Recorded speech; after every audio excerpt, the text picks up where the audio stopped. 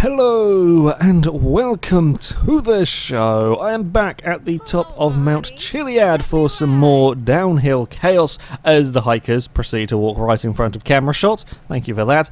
We are starting with the Windsor from the Ill-Gotten Gains DLC. I've gone for the snakeskin style of livery. There's various different liveries. Incredibly expensive, but various different liveries, crazy liveries for this car. The immediate thing that I noticed about this, the second I started driving, it's quite a quick car. Don't get me wrong, this is a pretty damn fast vehicle.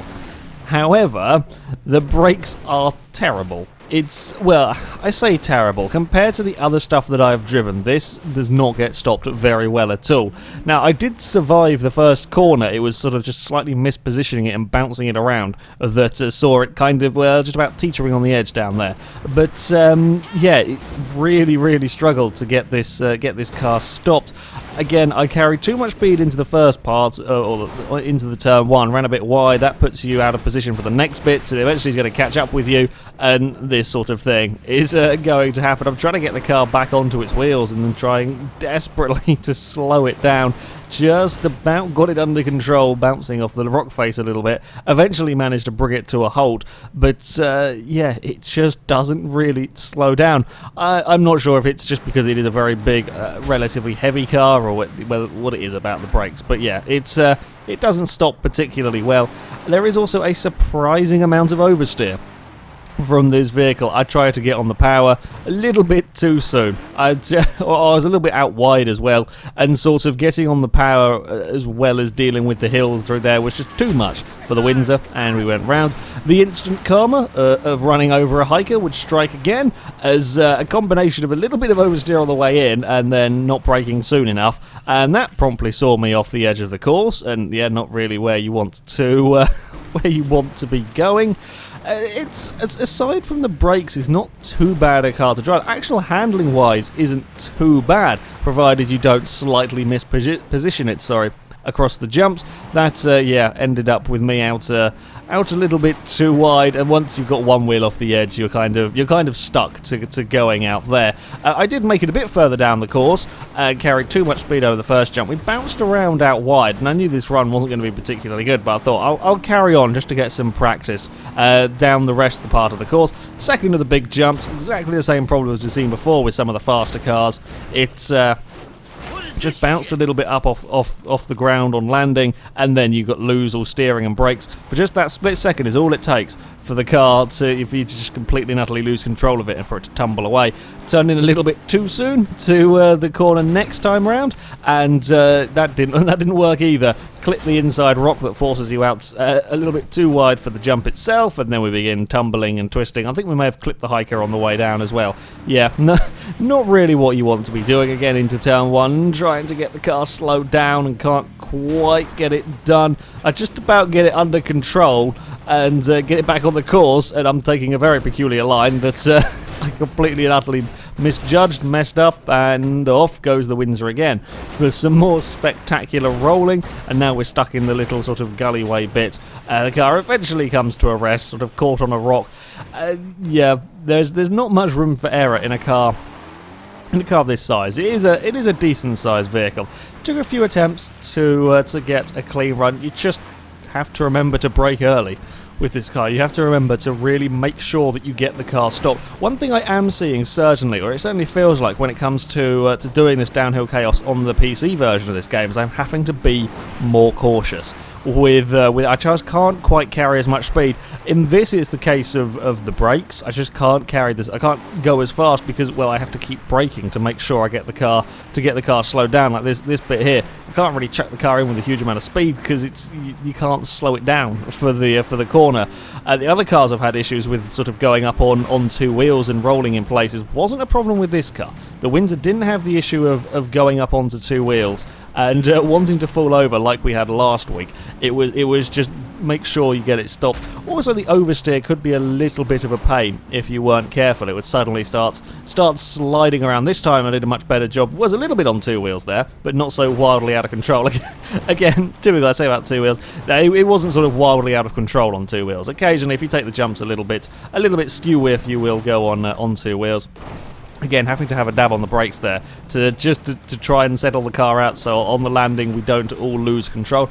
Definitely this final section down here I'm having to be a lot slower, a lot more cautious. I just can't carry the speed with the cars, it's too bumpy and you're too likely to get in trouble. And as we round the final turn, the sprint to the finish, it is a fast accelerating car once it gets going, but it's very, very difficult to use the speed. On the downhill chaos course, it did make it to the bottom, and for such a large heavy car, if you like, yeah, it's not too bad. Deals with the bumps on the most part, except for sort of carrying far too much speed over that second large jump. Everywhere else, there is no issue with the bumps. You've just really got to make sure that you get the car slowed down for the tighter turns. Up next, we have got the Kuruma from the Heist DLC. I haven't driven these down Mount Chiliad. Of course, we have got to have the ridiculous wing. I do love the Kuruma. It's just such ridiculously oversized. Also, the hikers didn't take too kindly to me doing the strobe lights, and yeah. Ran straight down the road that I was going to be taking. I've hit a hiker. No way was I ever going to complete this this first run.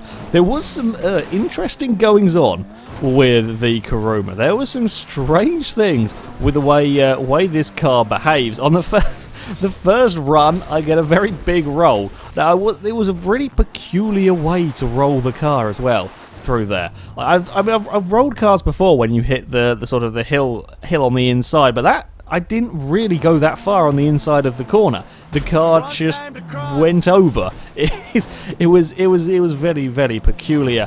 Next time round, I was carrying just a little bit too much speed off the first of the jumps. I couldn't stop the car in time, and if you end up out a little bit wide, it is so bumpy and so rough, you're just going to have all sorts of trouble. The brakes on the Kuruma were better. I was just pushing it a little bit too much on this particular run as we scoot off the road and bang into a tree. One thing with this car, is a little bit... if it kind of gets a wheel off the ground, it goes a little bit funny. It kind of twists and moves around in the air a little bit awkwardly. I'm not sure if it's something to do with having that ridiculous wing, perhaps the hitbox of the wing. If the car's starting to twist around, as it does go a little bit crazy. Again, carrying too much speed this time into the final corner. Got to be, again, I'm finding you're having to be a lot careful down that little sort of side road bit that I go down. You just can't quite carry the speed. I may have forgotten about the rock as well. There's a bloody rock hidden in a bush there, and if you get it a little bit wrong, you just sort of end up doing this sort of thing, firing yourself off the course. As I'm trying frantically to get the Kuruma stopped as it runs down here, but yeah, not a huge amount you can do. We eventually do come to a rest with a slightly twisted up front bumper. We're again taking the little bit more cautiously. Seemed to work down there quite nicely, and things were going well until I clipped the bloody bush on the outside of that area. I was everything was going well that run, and I clipped the bush, and it was just enough at the sort of speeds and the angles you're dealing with there to put the car sideways and out of control. It's a very annoying bush. That one there, it rolled the Osiris and it spun out the Kuruma in these horrible plays. I did expect this car to be decently quick down here. It's four-wheel drive. It's a pretty fast sports car. I do like the Kuruma, not just because of the silly wing, but I do quite like this car. Quite a nice handling car as well. Even on this run, when I was really pushing it through there, it was again up on two wheels. It wasn't a terrible problem though, aside from the roll. After that first run, I thought, we're going to have all of the issues of the car rolling over. Aside from the first run, I didn't have massive problems. It did feel a little bit peculiar when we got it up onto two wheels or in the air. It felt, it just felt a bit straight, very hard to describe. It just didn't feel like it was particularly happy, but it was grippy through the turns. If all of the wheels, or most of the wheels are on the corner, there was one wheel sticking up in the air, but if most of the wheels are on the road, you could carry a lot of corner speed. Again, I had to make sure though to get it slowed down through, or slowed down enough to get through that corner. I was carrying some fantastic corner speed through these turns. I took a lot of speed over the jump as well. If I could get it right, you can carry a lot of speed with this car, and then it's really make sure you slow it down and weave your way through up towards this second to last corner. A little bit bumpy through there, but the Kuruma deals with that okay. And then around the final turn, you can run a bit wide on the exit. That's not a problem. And you see the way the car sort of twists as it goes in the air. It's slightly strange sort of flight pattern for the vehicle, if you like. But the Kuruma made it down. Certainly there are some corners that this car is so fast on. Being four-wheel drive, we have lots and lots of grip. Yeah, you can really chuck it through a couple of the turns. Still having to be cautious, though, towards the end of the run. But the brakes are much better on this car, four-wheel drive, traction and so on. We have lots of acceleration, decent straight line speed from the vehicle. A very good choice of car to drive down Mount Chiliad. And our final vehicle for the day, well, it is time for the Insurgent to have a go at this downhill chaos course. This is a ridiculous vehicle. I love the Insurgent because it is just the most overpowered thing imaginable. Hikers, I would not stand in front of this thing as it's about to set off. We've seen how unstoppable this can be when it comes to sort of dealing damage to other cars and other cars trying to kill it. But yeah, never really tested sort of speed-wise off-road racing. It is going to be very good off-road. It's a great big four-wheel drive, sort of go over anything kind of a vehicle, so the bumps should be of no issue to it. And it does have some decent speed. Okay, it's not quite up there with the supercars for actual straight line speed, but it's certainly not slow for the sort of vehicle that it is. I expected this to be terrible on under braking, perhaps, because it is a very, very large, heavy vehicle. But it isn't. This is some of the best brakes of a car I've driven down here. That's how good it is. I just got a little bit carried away trying to take speed through the hairpin on the first run. I just tried to carry too much speed and sort it out with a handbrake slide, and it didn't work. It's it just I carry it a little bit wide. Again, with a car of this size, all it takes is get one wheel over the edge, and you just can't quite gather it back up in time. One very peculiar aspect of the Insurgent is it has the most sensitive in-air controls of anything I've driven. Now, I've driven many cars down mountains over various games, and none of them are quite as twitchy as this. And in the sort of the twitchiness, the responsiveness, if you like, of the in-air controls, I just bounced it off the rocks, and yeah, we managed to. The heavy-duty vehicle is the one that explodes. None of the little sports cars and luxury coupes. No, it's the big, heavy armored car that explodes. And it was weird exploding as well because it tumbles down here without any fires or any issues. But it really didn't take too long to get a clean run out of the Insurgent, as you might perhaps expect. With such fantastic brakes on this car, it's really not that bad, provided you are sort of used to the way that it sort of twists around when you get it in the air. It's really not that bad. The hikers, yeah, I may have splattered some hikers on this run. They make, like, often if you hit the hikers or the animals around, I'll do my best to avoid them because they will slow the car down.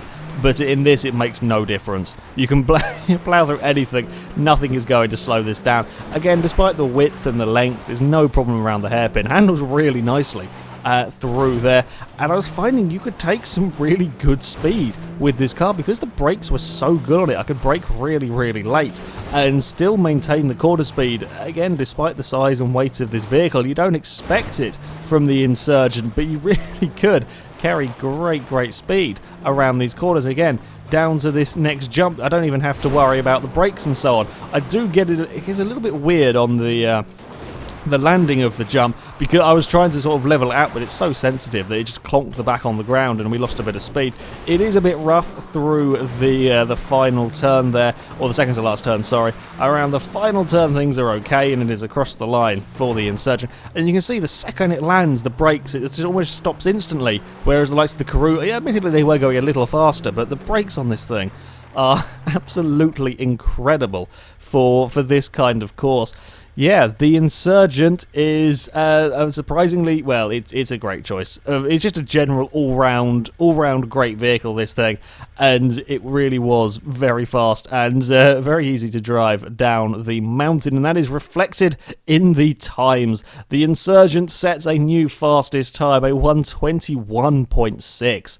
That is incredibly quick. It goes quicker than the Osiris, the supercar, and it's just because you can make the most of the speed of the vehicle. You can carry it through that little side road as well. I could be so much braver with the Insurgent. It could carry the speed, whereas the other cars just couldn't. The Kuruma did a decent time, a 124.4, only 0.4 of a second off the Osiris. Yeah, the Kuruma is, as you would expect, a pretty decent choice of off-road car, while the Windsor, a 134.9, it's not too bad at a time. It's not that far off the other vehicles. It's just the brakes. You just can't slow the car down particularly quickly, so you have to be cautious. And on a course like this, yeah, braking is kind of important. The Windsor just doesn't quite have it. But still, it's not a terrible time from that car. Anyway, that is it from me. Thank you very much for watching, and until next time, goodbye.